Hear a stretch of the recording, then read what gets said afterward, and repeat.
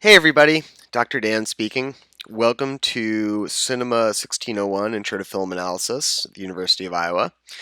This is lecture number 2 in our post-spring break series, talking about genre. What are film genres and genre films? Well, question 1 has a pretty clear answer. Genres designate a group of films that can be classified according to common textual qualities as well as audience expectations and responses. So, what does this mean? Well, there are two ways to think about genre. One is, are you seeing the same kinds of things in film after film after film? Two really great recent examples, the superhero film and the gangster film. You know you're looking at a superhero film when you see men in tights with shields, superpowers, and they're fighting villains and saving the world. You know you're in a gangster film when you see old looking guys in suits who are killing each other for money. A lot of other things are going to be different about gangster films or superhero films that are made by different people, different studios at different times. But generally speaking, you can take a gangster film from 1930, put it right next to The Irishman, and you're going to see the same thing. Crazy looking, tough guys beating each other up, shooting each other down in the streets for money. Superhero films. Doesn't matter whether you're looking at the 1978 Superman starring Christopher Reeve or the most recent Avengers Endgame, which is directed, of course, by UI alum Joe Russo. In case you didn't know that, now you do. Uh, doesn't matter whether you're looking at a film in the superhero genre from the late 70s or the last year. You're still seeing that same formula of guys in tights fighting villains and doing their best to save the world. So that's one common way to talk about genres. Like, are we seeing the same things in film after film after film? The other way that we know how to recognize genres is by expectations. So, if you go to a comedy like Booksmart, you may not necessarily have a clear sense of what the movie is going to be about. You may, depending on whether or not you've seen the trailer, or if you're just going in more or less blind. But you do expect that you're going to laugh. Same thing with a horror film. You may or may not expect to see certain things happen in the most recent version of The Invisible Man that came out in February and has now in your homes. Video on demand, y'all. More about that later. But when you go to see something like The Invisible Man, whether you're seeing it in theaters or at home, what you expect is to be scared.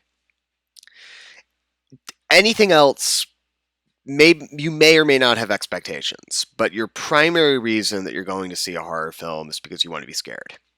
So that's the second way that we think about genres, is films that are generally trying to scratch the same itch. So, most of this lecture is going to be talking about point number 1, textual qualities, just because it is the most tangible thing that we can talk about through this format. But always be thinking while you're listening to me talk for the next however long this PowerPoint lasts, is think about what expectations you bring to each of the genres that we're going to be talking about.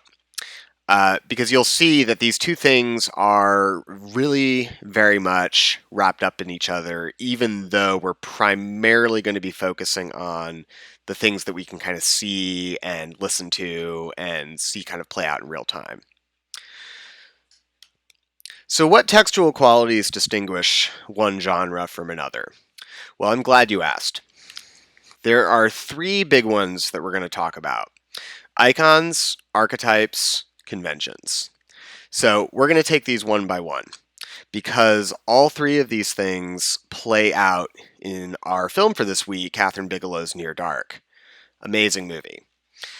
Um, Other thing to note at the outset is we're going to be mostly concentrating on the two genres that appear in Near Dark: the vampire film, the horror film, uh, and the second genre is the Western. So those are the two genres we're mostly going to be focusing on in our examples. But I would encourage you, as we work through these three terms, to think about how they apply to your favorite film genres. To pause the video and take those notes for yourself. You are, of course, encouraged to include as much of this kind of work in your discussion board posts. And we definitely want to see that. And that's the kind of thing that we'll remember at the end of the semester when we do the grading. Ooh, exciting. Okay, so one by one, starting with iconography. So iconography refers to common visual images that appear across a group of genre films. So, some examples. Horror. Horror films often have scary houses. Or you might see spooky laboratories. And the thing to remember about iconography right here and right now is that this is often referring to elements of mise en scène. So the things in front of the camera. So when you're asking yourself, what iconography should I be looking for when I'm trying to define a particular genre? Look for mise en scène. Look for what the film is doing with its sets, with its props, with its lighting, with its blocking of the actors. Uh, you will see that different genres lean on the same elements of mise en scène over and over and over again across a span of history. And even across a span of media. So I've selected two images to illustrate Western iconographies, two images of the desert. The first image is from John Ford's film The Searchers, and the second is from the masterful video game Red Dead Redemption 2, which if you've seen my computer background, you know that I'm a huge fan of this game. Both of these things are being produced 60 years apart, and they have very, very different thematic and dramatic goals. They tell very different stories. But the thing that makes them both Westerns is, first and foremost, the fact that these games allow you to, or this film and this game allow you to vicariously experience an enormous Western desert landscape. And they transport you to this place where you are allowed to just first and foremost experience a fantasy vision of what it might have been like to live in the Old West. Another common element of iconography in Westerns is the classic saloon scene. So again, two images here to illustrate how flexible this iconography can be. The first is from the most recent chapter in the Deadwood saga, Deadwood the movie. Deadwood's a great show. If you're an HBO fan, check out Deadwood. Many sequences in Deadwood are set in Al Swearengen's saloon. And Al runs the saloon, and it's his den, and many of the schemes and the dramatic goings on that take place in the town of Deadwood start in or come back to Al's saloon. Star Wars, example 2, is also got its own very, very famous canteen saloon sequence. So if you've seen the original Star Wars, you of course remember the classic scene where Luke and Obi-Wan and the two droids wander into the cantina, and they have stepped into a Western saloon. Two really, really great details that speak to this point. You have the classic moment that the still is alluding to, where Luke goes up to the bar and he's like, I just want a drink. And then this scary looking guy is like, you knocked over my drink. And then Luke tries to be like, no man, it's cool, it's fine. And then Obi-Wan steps in and has to cut the guy's arm off. So Westerns don't have lightsabers or scary looking aliens, and they're not drinking what always seems to be fruit juice in this scene from Star Wars. No idea what it actually is, but it always seems like fruit juice. But it's still a saloon, and you know it's still a saloon because that is the classic saloon scenario that you see in Western films dating back to 1900, 1905. So again, common elements of iconography in Western films are the West, saloons, black hats, six shooters, boots, spurs. Again, the thing to remember is iconography is mise en scène. So this leads us to think of a really great question to consider. Why do genre filmmakers keep recycling the same icons? Well, the short and simple answer is icons have culturally determined meanings beyond their place in an individual film. So, what does this mean? Well, this means that icons are cultural shortcuts that let filmmakers tap into broadly shared cultural beliefs and values. So, going back to our earlier example of the haunted house that shows up in horror film after horror film after horror film, these movies, Psycho, Halloween, The Burbs, Get Out, are spanning an enormous range of time. Psycho comes out in 1960, Get Out comes out 3 years ago, so that's like 60 years. Additionally, these are very different movies. Psycho is the classic canonical horror film that you will certainly see many times if you keep staying in this department. Halloween is the prototypical slasher film, but The Burbs, if you've seen it, you know it's a dark comedy. And then Get Out is first and foremost a horror film, yes, but also very much a commentary, like a social satire in the vein of director Jordan Peele's other works about race and racism in America. So, Get Out, I'll just put in a plug here, is available on the modules section of the syllabus. So, if you were at all interested in watching Get Out or rewatching Get Out, it is available for your viewing pleasure. But the thing that I want you to notice about all of these films and all of these haunted spooky houses, regardless of whether you're looking at Psycho of 1960 or Get Out in 2017, they all express a nearly universal American fear that our neighbors are up to something fishy.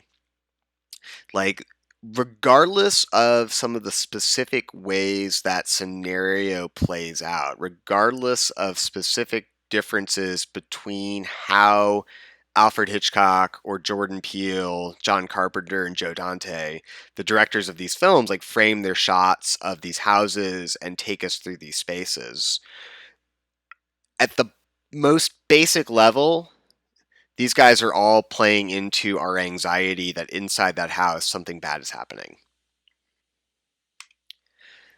The same thing is going on in the examples from the Westerns that we've been discussing. So you remember, The Searchers and Red Dead Redemption 2 are very different stories. Very different characters, very different themes. But fundamentally, these texts are both about a conflict between man and some kind of nature. In The Searchers, there is very much a conflict between Ethan Edwards, the John Wayne character, and the Native Americans who have kidnapped his young niece and who it is his mission to try to rescue her. Very much a product of its time, very much a film that is imbued through and through with mid 1950s ideology. Significant film, it is worth checking out, but it is very much a movie you have to analyze in the context of the specific culture that produced it. And that explains a lot of what John Ford does in the context of this movie. But the thing that it is doing deep down inside that links it to Red Dead Redemption 2 is that it's exploring man's position, specifically white man's position, in this untamed American wilderness. And The Searchers, given that it is a film of the mid 1950s, it leans into this sense that was culturally sort of shared by many, many, many Americans that fundamentally the white man had the right to conquer the West, but at the same time, maybe that wasn't exactly the best thing to go do. The film taps into that as well. Red Dead Redemption 2, because it's such a recent game, is much more critical and suspicious of that narrative that man, specifically the white man, has the right, the manifest destiny to conquer the Western landscape. And if you play that game, you know that its narrative centers around the disastrous consequences of that mentality. You follow this gang of outlaws led by this man named Dutch, and Dutch is very much buys into the idea that he has the right to do what he wants when he wants to do it, damned the consequences. And unlike The Searchers, which tends to celebrate, or films of that period, which tend to celebrate this dynamic and this mentality, or at least aren't very critical about it on a very open, overt level, Red Dead Redemption 2 explicitly tells you in the dialogue that like this is an unsustainable mentality. But again, the idea that I want you to understand from this survey into horror and Western iconography is that it isn't just about this is just a convenient place to put the action of the film. Like it isn't just about like, oh, it's a spooky house or oh, it's a cool looking vista. These things work to the extent that they do because they tap into these broadly shared cultural understandings about what these images mean on a deeper level. So when you're looking for iconography, you always want to be thinking about like why does this thing that they're filming over and over again, whether it's a western landscape or a saloon or a horror like a horrific looking house or a spooky lab, what what does that say about us as a movie-going culture that we are so continually drawn to these images? What do they say to us on a deeper level? What do they mean? What do they evoke? That's what you want to be thinking about when you think about iconography. The same thing is absolutely going on when you look at archetypes. The big difference is that archetypes are elements of mise-en-scène, or sorry, icons are elements of mise-en-scène, but archetypes are elements of performance and characterization. So as you can see, archetypes are fixed, repeated characterizations of people that express cultural values and beliefs. So let me give you some examples that'll help make this definition more concrete. Horror films. The two that we're going to be watching this week and next week in particular, Catherine Bigelow's Near Dark and Anna Lilia Amour's A Girl Who Walks Home Alone at Night, are dealing with vampires. And here's the thing about vampires. Like, you know you're looking at a horror film when at some point you see a dude that lives forever, sucks blood, and only goes out at night come into the story. They aren't always necessarily called vampires. One of the nice things about Catherine Bigelow's Near Dark is that they never once used the word vampire in the course of the 90 minutes that the film lasts. They just don't say it. But you're looking at vampires. You're definitely looking at vampires. So again, like you're seeing, I've put up a couple of images here that sort of underscore that like even though there are specific differences to how the vampires might look or act in horror films from the 1930s compared to horror films of the mid 2000s, you're still seeing a couple of common character traits that get repeated over and over and over again. But here's the other thing you have to think about. It isn't just these are repeated elements of characterization and performance that persist in film after film. It's also that they tap into broadly shared cultural fears and anxieties. In the case of the horror film, those anxieties are very much tied to questions of sex, gender, and sexuality. Dracula, the novel by Bram Stoker, was originally published in the 1890s at the height of the Victorian era, which is renowned for being one of the most sexually repressed periods of human history.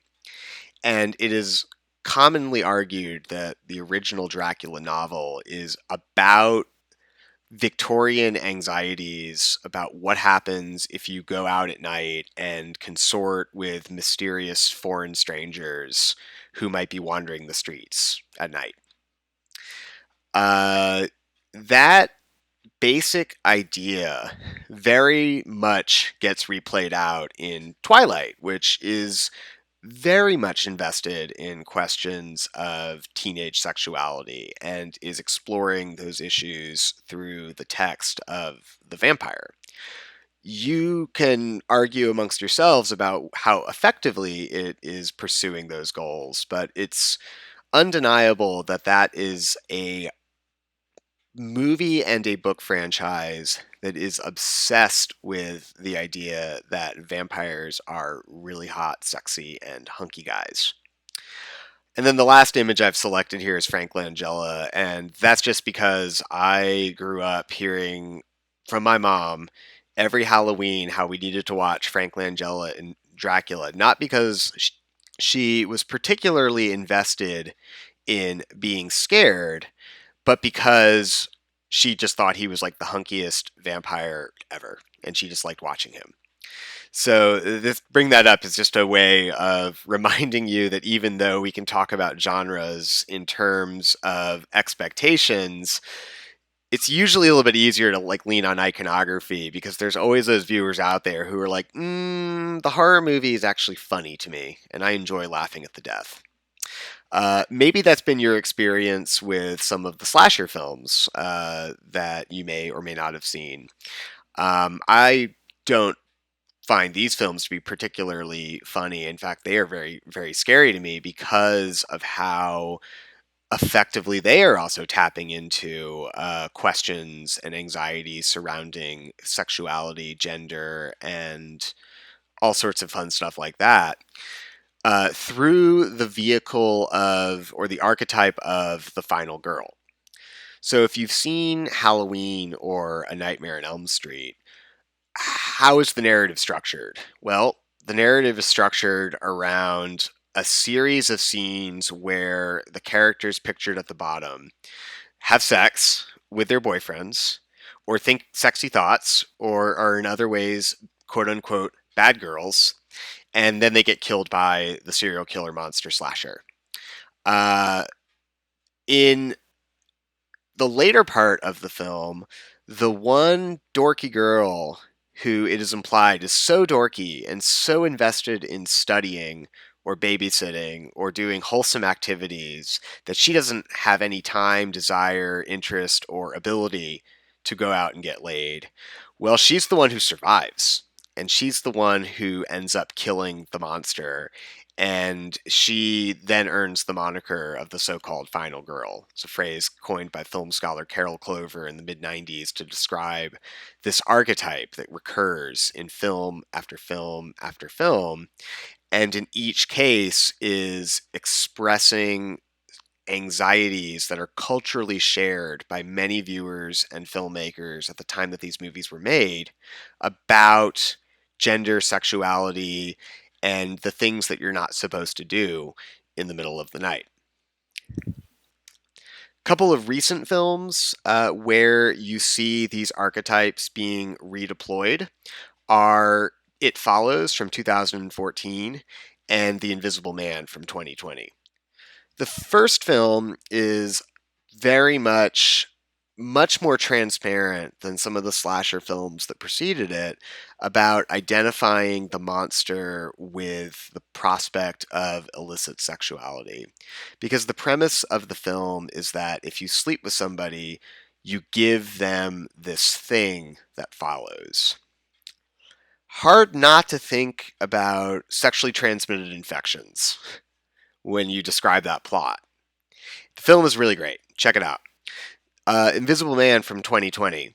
The narrative of that film is hinging on an abusive relationship between Elizabeth Moss and the Invisible Man, where she thinks that he has died, but he's actually just become invisible following a really, really like traumatic breakup, the most traumatic of all breakups. And the film hinges on these questions of whether or not he's watching her when she thinks she's by herself, and it is not shy about leaning into the sexualized implications of that scenario. Really, really great film. Check it out. The Western has its share of archetypes. Most Westerns have a sheriff or lawman who saves the day, sometimes reluctantly, sometimes not. And generally speaking, when the marshal shows up in a Western film, you are seeing not just John Wayne or Gary Cooper or Kurt Russell putting on a badge and arresting some bad guys. You are seeing somebody who embodies the desire to bring order and civilization to the untamed wilderness. The marshal is a force of nature in these films. And different films will play out, give the marshal different characteristics of personality. John Wayne in Rio Bravo, which, by the way, is one of Quentin Tarantino's very favorite films. If you're a fan of Tarantino, worth checking out. But John Wayne is very much about being the sheriff in Rio Bravo. He loves his job. It's what gives him purpose. It's what he does. Contrast to Gary Cooper, who at the beginning of that film, High Noon, is getting married and about to quit the life, so to speak. And he gets roped back in for one final job. These bad guys who he put in jail 10 years prior coming back to town, going to shoot up the streets, cause a ruckus. And so the town really needs Gary Cooper to go and save the day, and he doesn't really want to do it, but he does it anyway because he knows that his own desires don't matter. He is an embodiment of order and civilization, and he has to bring that to the untamed wilderness in these classic Western scenarios. The marshals are often contrasted with another common Western archetype, the bad man, who is generally speaking constructed as a force of anarchy and chaos. So if you've seen Shane, and you should see Shane, you know that Jack Palance is nothing if not sadistic. You see in this still, this is like right after he has shot this unarmed man on the streets of this little country town, and he just has the biggest grin on his face.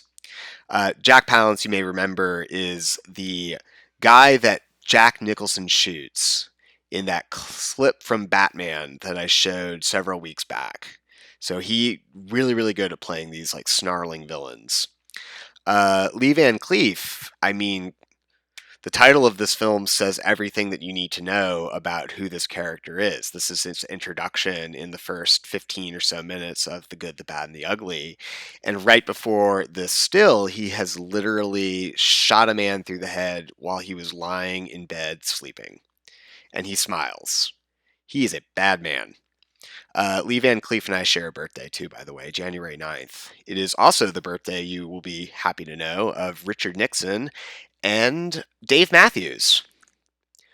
So yeah, I'll let you puzzle that one out for yourselves. Last slide on here, Clint Eastwood and Unforgiven. Really, really great film. Very much playing on the idea that Clint Eastwood is the macho, kick-ass bad man who is going to do what he wants when he wants to do it. Very much playing into that narrative, but in very interesting ways. So if you're a fan of the genre, really, really should check out Unforgiven. Both the sheriff and the bad gunslinger are often set in opposition to another common Western archetype, the Native American. So I'm pairing these images from classic Western films with a few images from colonial American illustrations and woodcuts to further underscore how iconography is something that transcends individual films and taps into broadly shared cultural meanings. So if you know anything about what you're looking at here, you know that what you're seeing is not really an accurate description of what relations between white settlers and Native Americans actually were. Uh, Instead, what you're looking at is a very selective representation that plays up the violence and the anxieties about Indian massacres and the dangers of leaving the colonial East Coast and moving into the Western wilderness. Um, in the films, you're very much seeing the same thing. You're seeing, like, in the case of The Searchers, a white actor wearing brownface and surrounding himself with Native American iconography, Native American objects, bows, ceremonial headwear, et cetera, and playing into white anxieties about what these people might do to you if you meet them in the middle of the desert with towns nowhere to be found for hundreds of miles, but also at the same time playing into the, you can call it the fetishistic fascination that white people have historically had with Native Americans. Um, these are all, I can't exactly recommend watching Stagecoach and The Searchers or looking at some of these woodcuts in greater depth and detail on your own. But it's important to do that because it tells you a lot about how archetypes in these kinds of films are being used and reused because they can express ideological anxieties and beliefs and cultural values and expectations and thoughts in really crystallized, condensed form. You even see that process happening in more recent representations of Native Americans that have appeared in Westerns of the last 30 years. So, if you've seen Dances with Wolves or Last of the Mohicans, and they are both very good films, so I would encourage you to watch them at some point, you know that Graham Greene's character Kickingbird and Russell Means' character in Last Mohicans are portrayed very, very positively. They Whereas in the image below, Rod Rundu in Meek's Cutoff is very explicitly constructed in the narrative of the film as a projection of the white settlers' anxieties. So if you've seen that film, you know that they encounter him while they are lost. The white settlers find this Native American while they're lost in the middle of the desert, and you get these sequences where one character says, he's going to kill us. Another character says, no, he can lead us to water. And then later in the film, you hear unsubtitled Kayu language, Native American language, that they transcribed for the actor to read phonetically for the film. And if you go and look up the screenplay online, that dialogue is, it's basically him saying, I have no idea who these people are or what they want from me.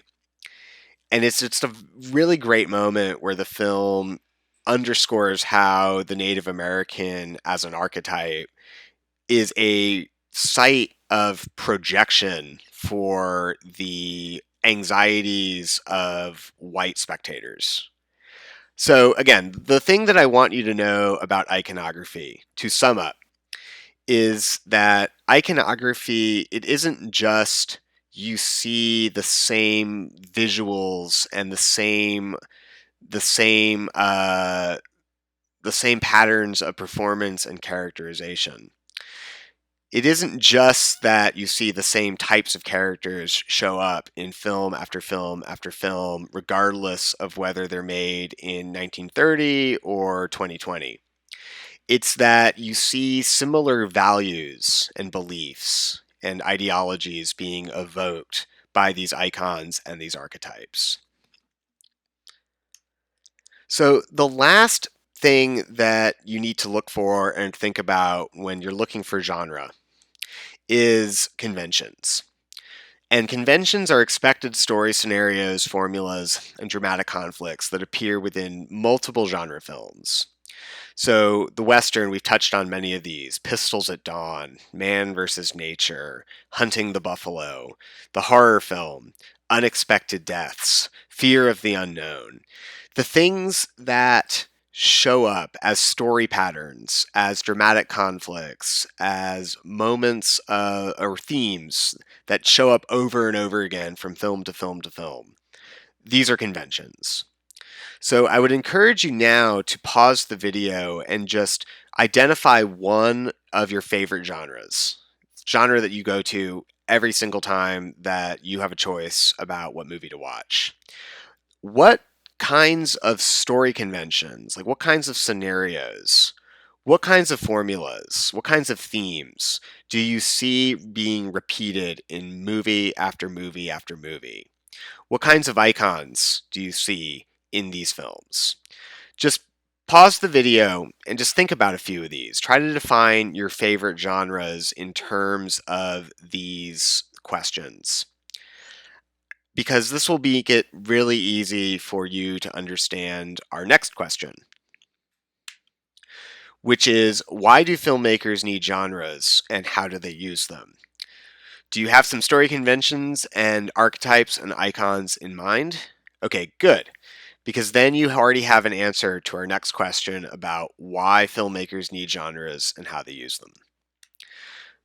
Two principles that I want you to know: repetition and familiarity, and then variation and difference. So the principle of repetition and familiarity is pretty simple. Filmmakers know that viewers like watching the same stories over and over and over again. We like familiarity. We like repetition. We like predictability. Nothing wrong with it. This is a basic part about what constitutes our film going pleasures for many viewers. We like seeing the same kinds of stuff. If it ain't broke, don't fix it. Don't reinvent the wheel. So that's principle one. Principle two is variation and difference. You want to see the same thing. You want to have some predictability in the movies that you want to watch, because it helps you make those decisions about what you are going to see tonight with your family, with your partners, spouses, your friends, what you're going to watch by yourselves in quarantine. Like, you like to know what you're watching. But if a film is too similar to something else that you've seen, what do you say? You say, this is a movie that is boring me because I know exactly what to expect. So filmmakers like genres because they allow for variation and difference. So what I mean when I say that is, if you go into a genre film expecting to see X, Y, or Z, filmmakers know that they can mess with X and maybe even Y, but keep Z, and you will be guessing about what's going to be happening throughout the entire film, or you're going to be surprised by how some element that was used in one way in one film is being used another way in another film. So if you know the formula, it's a lot of fun to watch a filmmaker mess around with it. That's the principle of variation and difference. And the nice thing about genre is that it allows these frameworks, these repeated icons and conventions and archetypes, allow for this careful balance that we really, really love in our movies between repetition, familiarity, repeated expectations, predictability in what we're going to see when we want to see it, and they genres let filmmakers introduce variation and difference and mess around with these formulas.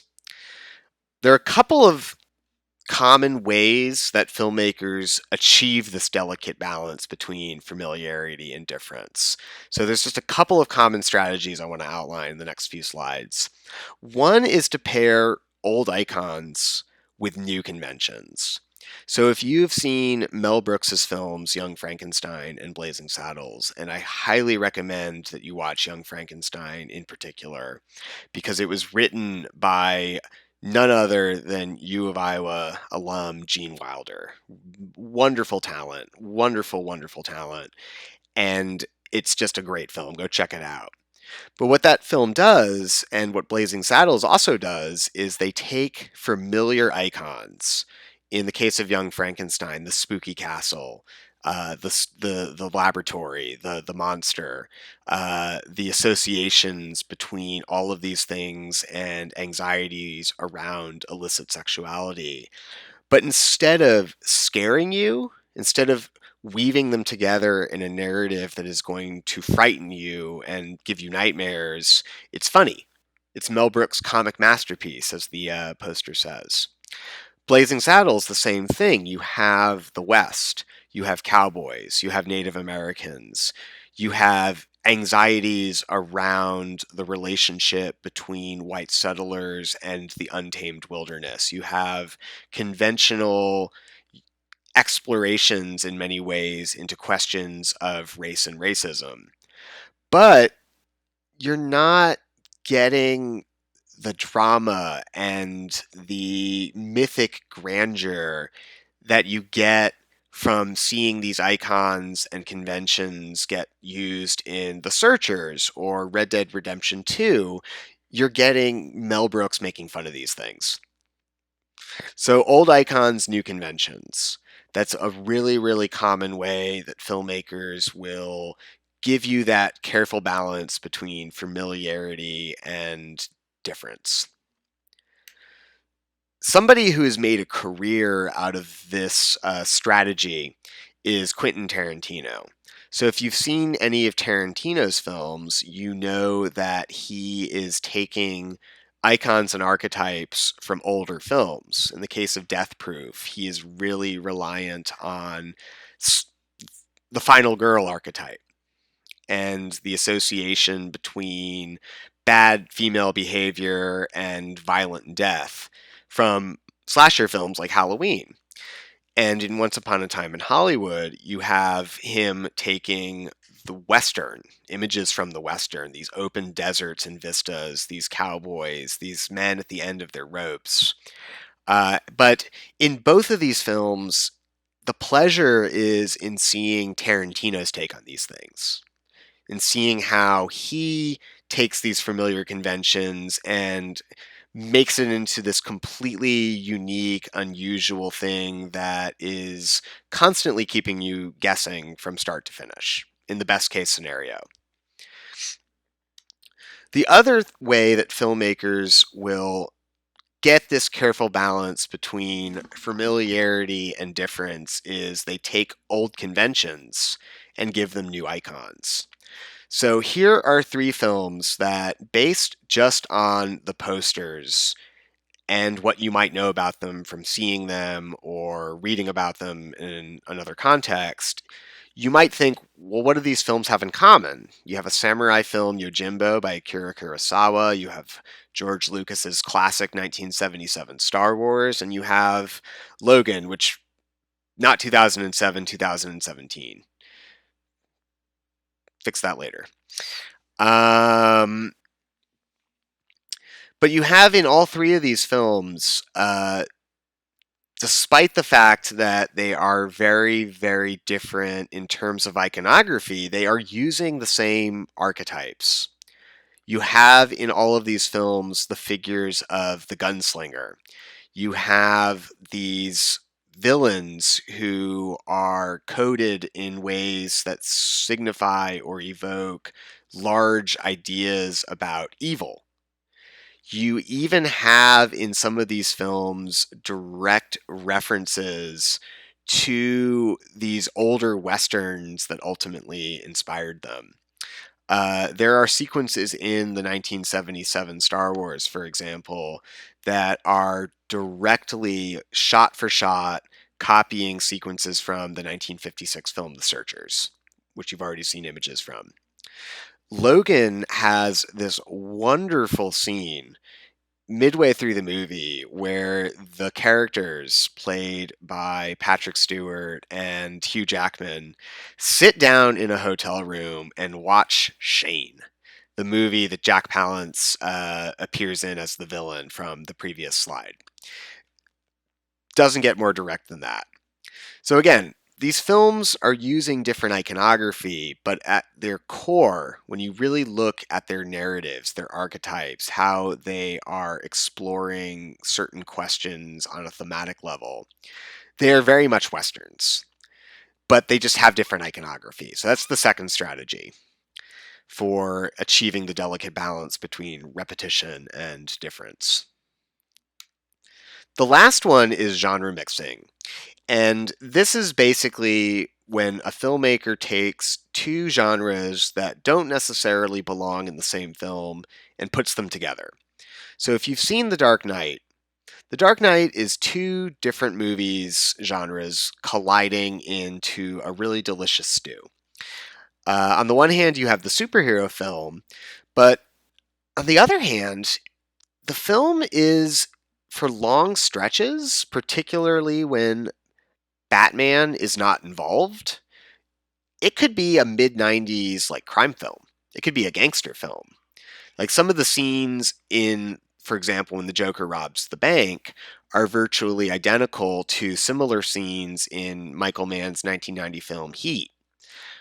Some of the scenes with the gangsters before the Joker shows up and shoves that pencil into that guy's eye are they could be out of The Sopranos. So Christopher Nolan very cleverly is reinvigorating the superhero genre, kind of achieving this balance between we're seeing what we expect, Batman saved the world, but it feels different than we expect it to. He's getting that effect by swapping out a lot of superhero features that you conventionally associate with the genre for things from crime films. Same thing is happening in the Blade Runner films, Blade Runner from 1982, and then the Blade Runner from a few years ago, Blade Runner 2049. Um, this is a science fiction film about androids, but it's also a detective film. It's also a film about men in trench coats solving mysteries. It just so happens that the mysteries are science fiction mysteries, mysteries about, what makes us human. And so the film is able to pull these two genres together to create resonance between some of the scenarios that you see in those old detective films from the 1940s and science fiction questions about what it is that makes us human. It's really, really wonderful mix in that film franchise. Genre mixing is particularly relevant for this week's film, Near Dark.